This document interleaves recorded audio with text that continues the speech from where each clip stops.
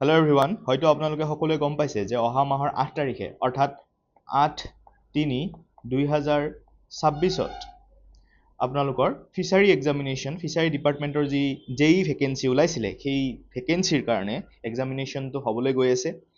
এই এক্সামিনেশ্যনটো যোৱা বছৰেই হ'বলগীয়া আছিলে, কিন্তু বিশেষ কাৰণত পষ্টপন কৰিছিল।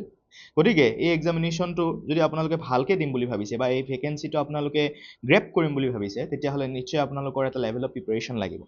অ'কে, চ' এই লেভেল অফ প্ৰিপাৰেশ্যনটো যদি আপলিফ্ট কৰিব বিচাৰিছে বা নিজকে চেক কৰিম বুলি ভাবিছে, তেতিয়াহ'লে এই MPSCৰ ফালৰ পৰা আপোনালোকে এটা মক টেষ্ট পাই যাব। এই মক টেষ্টটোত টেকনিকেল ছাবজেক্টৰ ইটছ ছাবজেক্টৰ বা ইটছ টপিকৰ আপোনালোকে ছাবজেক্ট ৱাইজ মক টেষ্ট পাই যাব।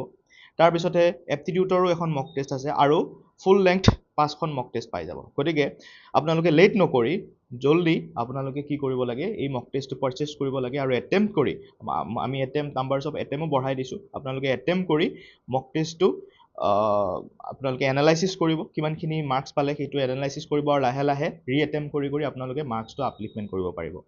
অ'কে, চ' এই মক টেষ্টটো যদি আপুনি ল'ম বুলি ভাবিছে, তেতিয়াহ'লে ডেছক্ৰিপশ্যনত লিংক থাকিব, কমেণ্ট ছেকশ্যনত লিংক থাকিব, আৰু যিকোনো কৰ্চৰ বাবে আপোনালোকে এই এপটো ইনষ্টল কৰি ল'ব পাৰে। আমাৰ এণ্ড্ৰইডৰো এপ আছে, iOS-ৰ কাৰণেও এপ আছে, বা লেপটপতো আপুনি লগ ইন কৰি ল'ব পাৰে। এইবোৰ গোটেইবোৰ লিংক কমেণ্ট ছেকশ্যনত আৰু ডেছক্ৰিপশ্যনত চাব পাৰিব।